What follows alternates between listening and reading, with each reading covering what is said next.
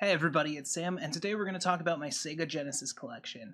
You guys have seemed to really be enjoying the game collection videos so far, so we're going to keep going over parts of the game collection until I get tired of it, I guess. I'm primarily a Super Nintendo fanboy. That's my favorite console of all time, but I love 16-bit over all other generations, so I have a tiny Genesis collection because I wanted to see what the Sega side of things were. I never had that growing up, so at some point a few years ago I bought a Genesis off eBay for like $25.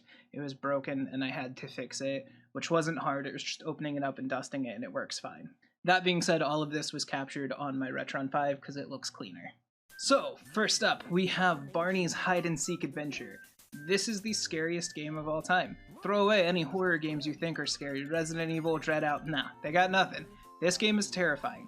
It's kind of a smart piece of programming in that if your kid is not smart enough to handle the controller, Barney will walk around and tell them what he's interacting with.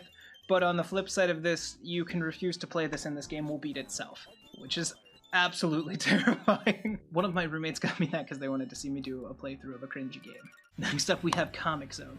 Comic Zone is one of the coolest games to me on Genesis. It's just such a cool concept. It's like a side-scrolling beat-em-up style game, but instead of just side-scrolling, you're like jumping through comic book panels and stuff. It's a really creative idea, and I love it a lot. I'm absolute trash at this game, and I'm sure there's probably footage of me getting absolutely destroyed going on right now. That should maybe be a preface for most of this video. I'm bad at all of these games. Next up, we have the weirdest game in my Genesis collection. Me and Trent picked this up one day just because we saw it, and we're like, that's so weird, we have to get it. This is Cosmic Spacehead. Now, to put this in comparison, this is like the shape of every Genesis cartridge I've ever seen compared to this weird dome shape. So we ended up getting this, right? This is a point and click educational adventure game, it seems like. It's really weird but somehow also interesting and entertaining. It's a point and click adventure in towns and stuff, but in between these venues that you're going to, it's a platformer, which is like the weirdest combination of game ever. I don't know. I want to do a playthrough of this one day just to figure out what exactly it is. Next up, we have Crystal's Ponytail. This is again another game that a friend got because they wanted to watch me do a playthrough of it on stream or something. This game is like weirdly entertaining. In capturing the footage for this, I kind of just ended up getting lost and nearly beating the game. I say beat, but I don't know what the requirements for beating the game are.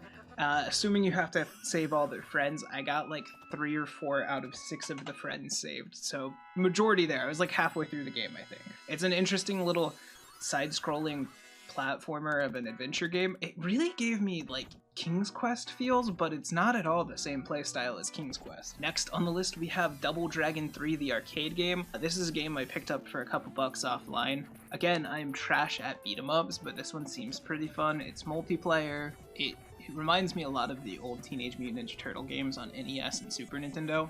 You're going around the world, I believe, to collect fragments of the Rosetta Stone. I played like the first 5 levels, and it was just different locations throughout the world. But yeah, if you're into beat-em-ups, that might be fun. Next up is the game I had one of the hardest times playing and figuring out. It's very cute. It's Fantasia. I love old 90s Disney games. They made a lot of really good platformers. This one's not it. The jumping is absolute garbage. Like, the physics are so weird, but it's still really beautiful. Like, I literally barely got through the first room of this game. And maybe that says more about my ability to play games than the developers who made it.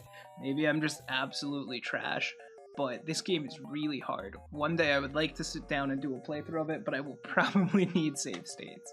This next game is one of the weirdest ones in my collection, and I gotta say, this one I wasn't planning on getting. It just shipped with my Genesis. It wasn't even in the listing. You guys know how there's like Madden 2018, 2019, and I'm sure they're still making them to this day. This is John Madden 1992. I'm not a football person. I only have it because, again, it's kind of a weird cart shape. Like, here's the difference, the size comparison for you. But it's just a weird game. I ran around playing it, trying to figure it out. It seems like it's really cool. Like, if football is your thing, you can input tactics, and I'm sure if you know what you're doing better than I am, you could follow them through and play the game really well. The graphics in it seem surprisingly nice to what I was expecting for 1992.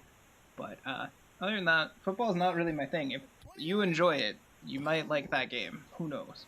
The next two games are probably the best part of my collection and the most enjoyable. We have Sonic the Hedgehog. Sonic the Hedgehog is like the poster child of the Sega Genesis, and I lucked out in finding this and the next game for both about $7, when in the case they had locked up like $15 and $20 copies, so I don't know how that slipped by, but I got super cheap copies of these. Sonic 1 is really good. It's a bit different in that most, if not all, the levels have 3 stages compared to the 2 I'm used to, but it's a really fun game, and I'm absolutely trash at it. There's probably footage of me dying now. I've never understood why Sonic games are so difficult for me, because I enjoy platformers like Mario and Aladdin and Donkey Kong Country, but for some reason I'm always just trash at Sonic. I've only ever beat the first 3 using save states. Which brings us to our next game, Sonic 2. This is my absolute favorite old Sonic game. I love it, I'm bad at it. Chemical Plant Zone can go burn in a dumpster fire for all I care, but this game is super adorable and fun. And although I'm trash at it, I will spend hours running around dying in it, because it's just entertaining for some reason, and they added Tails, and that just makes everything better. Even after beating all 3 of the original trilogy, 2 still stands out as my favorite of the original Sonic trio. And finally on the list we have Wayne's World. This is one of my roommate's favorite games from his childhood, albeit the Super Nintendo edition. Somehow I have wound up with the Genesis and the Super Nintendo copy of this game. It's a really weird platformer. I've never seen Wayne's World, so I don't understand any of the references of it. But it's a very music-based platformer, and I died a lot, man, don't worry. I guess moving forward, I don't know how much I'll collect for Genesis. I'd like to get a copy of Sonic 3 and Sonic & Knuckles. I think it'd be fun taking that cartridge because I believe it works with Sonic 2 as well, and I've never experienced how that changes the game, so I'm quite curious about that. But beyond that, I don't know how much I'm going to collect for Genesis.